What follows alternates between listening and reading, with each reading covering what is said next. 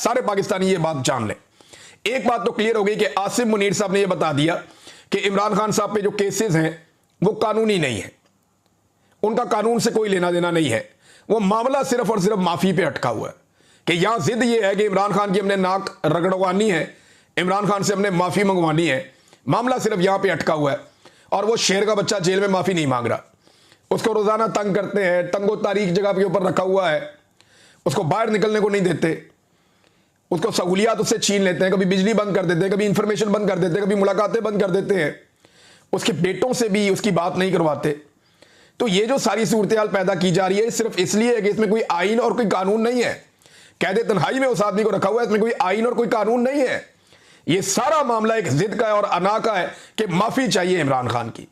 तो अब अपना माइंड डिस्क्लोज किया आर्मी चीफ ने कि सच्चे दिल से इमरान खान साहब माफी मांगे तो तब जाके मामला आगे बढ़ेगा। यानी लुब्बे लुबाब उसका यही है कि सियासी मसालियत का एक ही तरीका है, वरना मुल्क में, और ये सियासत में मुदाखलत की बदतरीन एग्जाम्पल है।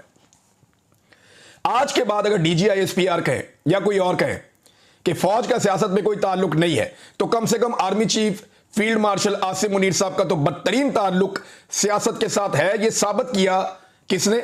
सुहेल वड़ाइच साहब ने। और आर्मी चीफ से मुलाकात के बाद साबित किया कि सियासी मसालियत में भी उनकी डिमांड है कि एक सच्चे दिल से माफी मांगे एक बंदा। तो ये तो सियासत के अंदर बदतरीन किरदार है, इसको कोई कुछ क्या नाम दे।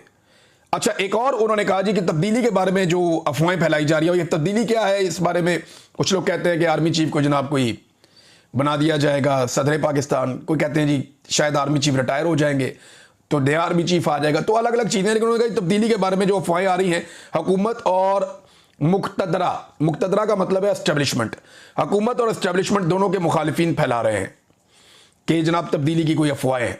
देखिए, ये तो क्लियर है कि आर्मी चीफ ने एक्सटेंशन लेनी है और मौजूदा निज़ाम इस कदर बूट पॉलिश कर रहा है कि अगर नवाज शरीफ ने अपने पैरों पे खड़े होने का फैसला ना किया तो ये एक्सटेंशन तो उन्हें देनी पड़ जाएगी। और इसका बंदोबस्त 1 साल पहले ही हो गया था, 3 साल की मुद्दत को 5 साल करने के बाद। खारजा पॉलिसी पे भी आर्मी चीफ ने बात की। अच्छा, ये भी वो डोमेन है जिसके अंदर उनका कोई इख्तियार ही नहीं है, ना आइन इसकी इजाजत देता है, ना कानून इसकी इजाजत देता है कि एक आर्मी चीफ सियासी मामलात में मुदाखलत करे। तो ऊपर जितना मैंने आपको बताया वो सारी सियासी मामलात में मुदाखलत है। और अब जो है वो तब्दीली के बारे में, यानी इनका क्या काम है इन चीजों से? इनका काम दिफा के साथ है। फिर खारजा पॉलिसी, अब खारजा पॉलिसी में हमारे आर्मी चीफ का क्या रोल है? वजीर खारजा मौजूद है, वजीर आजम मौजूद हैं, वो खारजा पॉलिसी चला लेंगे। लेकिन आर्मी चीफ जो है हमारे हमेशा से वो खारजा पॉलिसीज के अंदर भी मुदाखलत करते हैं जो नामुनासिब है। अब वो ये कह रहे हैं कि हम एक दोस्त की खातिर दूसरे को नाराज नहीं करेंगे। अमेरिका और चाइना से ताल्लुकात को बैलेंस करने के हवाले से ना वो इसके एक्सपर्ट है, ना उनकी इसके अंदर जिम्मेदारी है, ना उन्हें ये करना चाहिए। लेकिन पाकिस्तान में एक रवायत बन गई है कि पाकिस्तान की मिलिट्री एस्टेब्लिशमेंट ही ये सारे काम करती है।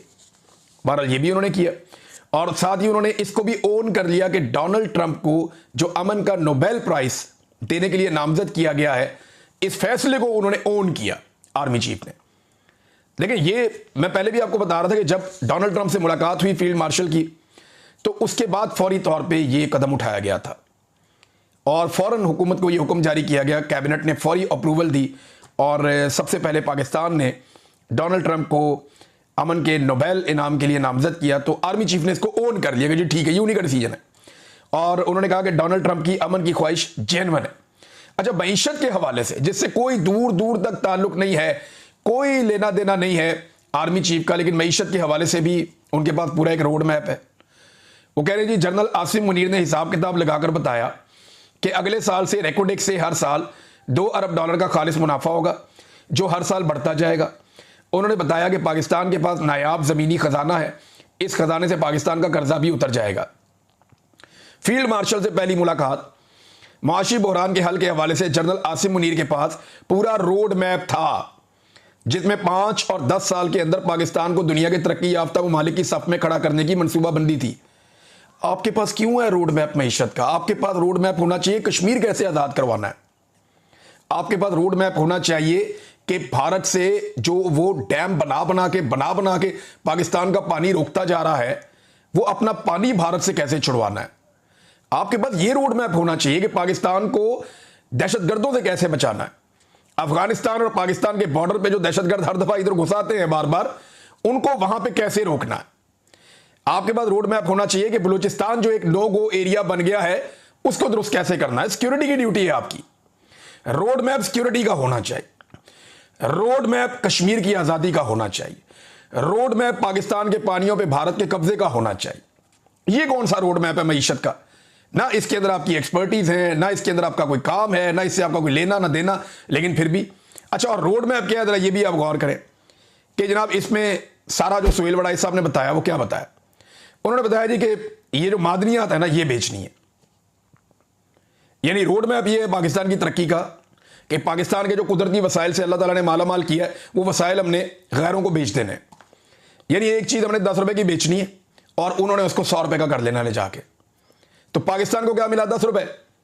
और जो यहां से लेकर गया उसने उसको वैल्यू एडिशन की और क्या बना? 100 रुपए।